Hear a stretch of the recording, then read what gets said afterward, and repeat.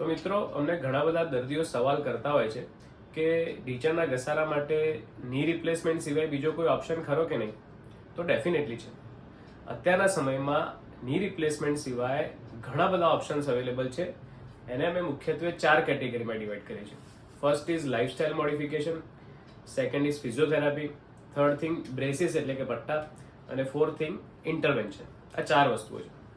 પહેલી વસ્તુ lifestyle modification, કે જેમાં સૌથી ઇમ્પોર્ટન્ટ વસ્તુ છે વેટ લોસ. જો તમે વજન ઓછું કરશો તો તમારા ઢીંચણના દુખાવામાં ઘણો બધો ફરક પડી શકે છે. બીજી વસ્તુ કે થોડું કામકાજ કરવાની પદ્ધતિ ચેન્જ કરવાની, જેમ કે જમીન પર બેસવાનું ઓછું કરી દઈએ, સીડી ચડઉતર બને એટલી ઓછી કરી દઈએ, તો જે ઢીંચણ પર લોડ આવે અને ઇનડાયરેક્ટલી જે દુખાવો જનરેટ થાય એ આપણે ઓછો કરી શકીએ છીએ. બીજી વસ્તુ છે ફિઝિયોથેરાપી. ફિઝિયોથેરાપીમાં wax bath, ultrasound, quadricep strengthening exercise, VMO exercise, cycling, આ બધાથી પણ તમારા ઢીંચણના સ્નાયુ મજબૂત થાય છે અને ઢીંચણનો દુખાવામાં રાહત મળી શકે છે.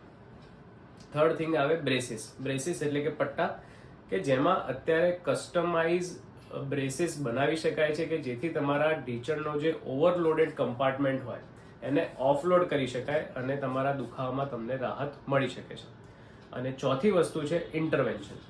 ઇન્ટરવેન્શનમાં અત્યારે ઓઇલિંગના ઇન્જેક્શન, પીઆરપી ઇન્જેક્શન્સ, આર્થ્રોસ્કોપિક ડિબ્રાઇડમેન્ટ, હાઈ ટીબિયલ ઓસ્ટિયોટોમી અને રિસેન્ટલી માઇક્રોપ્લાસ્ટિક, આ બધા ઓપ્શન્સથી પણ ની રિપ્લેસમેન્ટથી બચી શકાય છે. Thank you.